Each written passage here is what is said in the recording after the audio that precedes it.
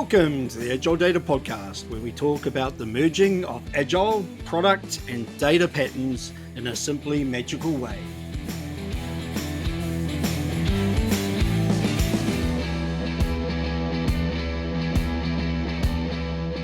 Welcome to the AgileData Podcast. I'm Shane Gibson. And I'm Nigel Vining. Hey Nigel, on to the next AgileData Engineering Patterns episode. This time we're going to talk about activity events.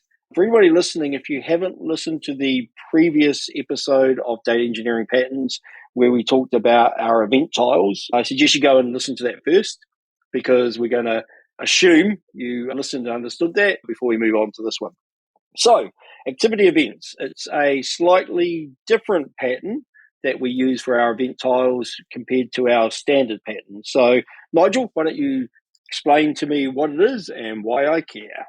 Sure. So the previous one we talked about events where we basically insert a row of keys into our event table, like customer, orders, product. And that's cool because those three things are lined up at a point in time and we report on those. The activity events are a little bit different because effectively it's like a stream of things happening that we care about.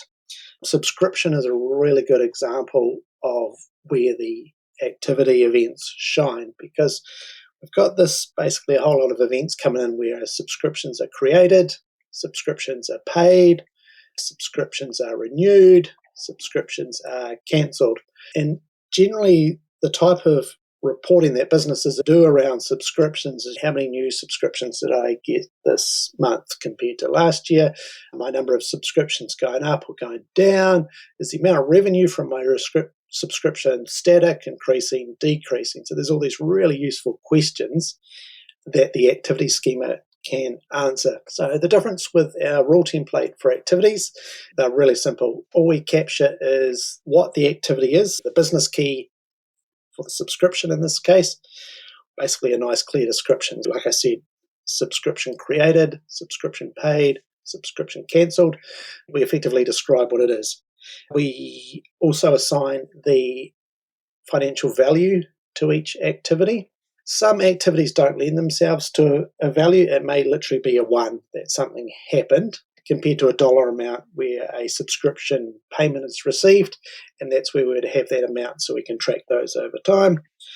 And of course, effectively the business date of when this activity occurred. It's really quite simple.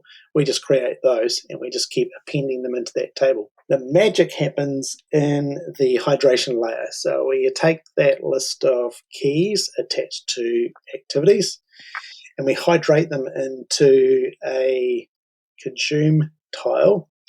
And at the same time, we include a list of standard metrics into that view that we calculate on the fly because we're looking across time periods of data. So we automatically have things like, is this the first subscription created event we've seen? Is this the last subscription created event we've seen? How many occurrences of subscription created have we seen? Are they repeated? What is the revenue impact of this subscription paid activity?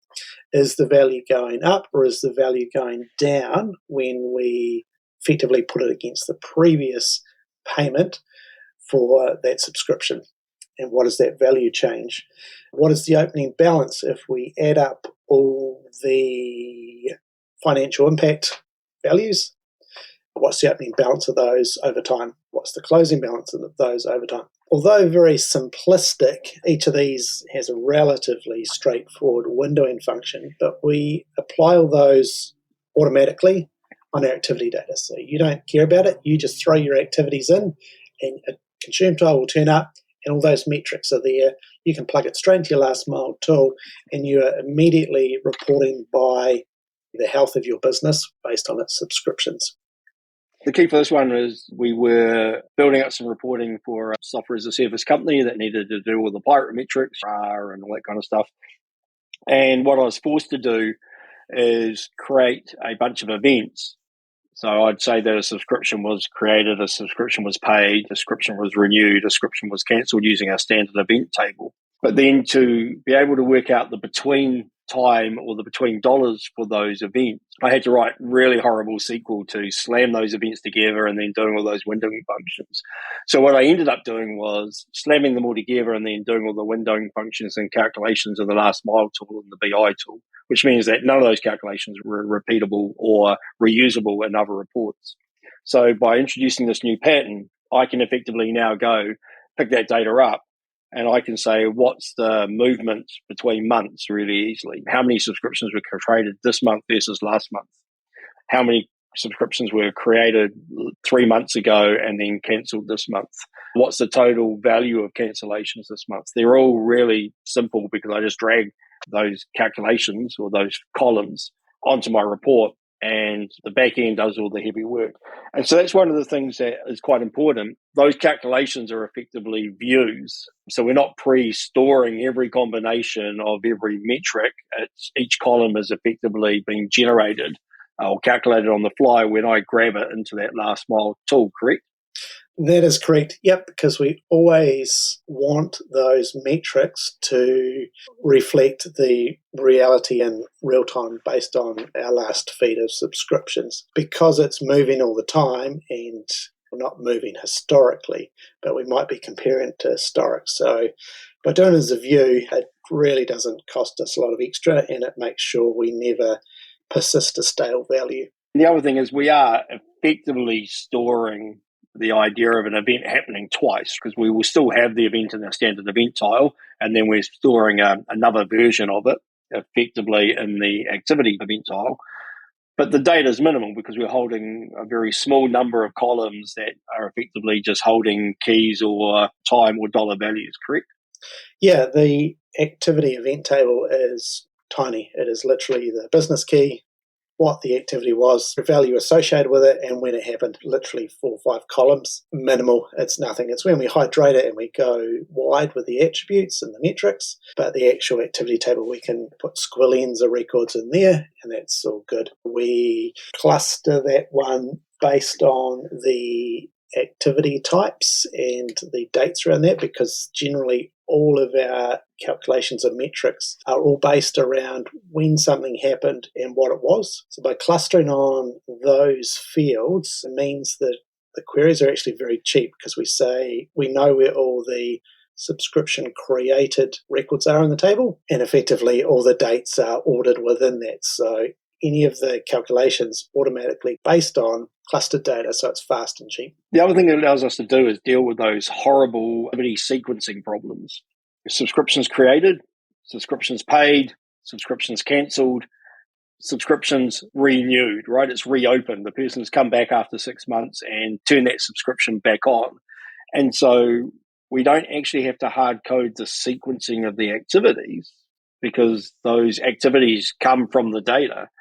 But what it means is we can see when activities happen out of the normal order we would have expected because they're turning up as something that happened that we didn't expect.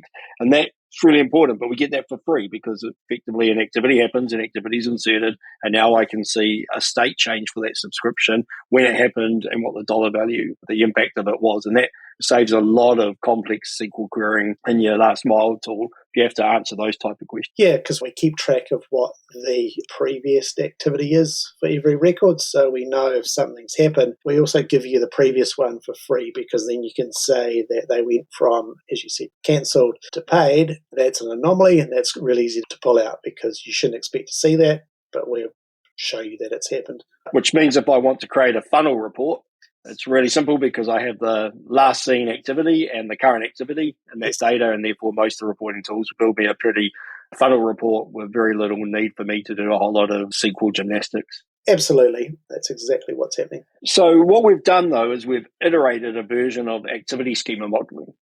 Yes. So we've taken the bits that worked for us, the idea of having a core concept that's binding as the core concept for this activity event tiles, in this case, subscription, the idea of having activity types and having a row every time we see an activity type happen for that subscription, the idea of holding a date and a financial metric or a value which we need to report off, the idea of pre-calculating or holding all those complex calculations of betweens and increases and decreases and last seen. But what we haven't done is gone to the next step, which is have the ability to hold multiple other concepts. And that's because when we looked at the activity schema pattern, it didn't deal with that particularly well. It was effectively an anti-pattern that they pushed in.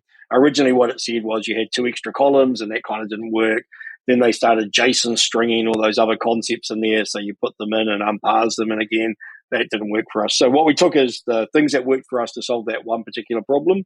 It's given us a whole lot of value for a bunch of other use cases, but we haven't picked up that last part of the pattern because, in our view, it doesn't actually solve the problem that we need to solve for that use case. Yeah, bundling users, customers, subscriptions into the same activity doesn't make a lot of sense because effectively the reporting becomes a little bit skewed from it because they don't really go together. There are 3 activities that are happening side by side. They're related, but to key them together is problematic. Yeah, so we'll probably solve that another day, but not today. All right, and on that note, I hope everybody has a simply magical day.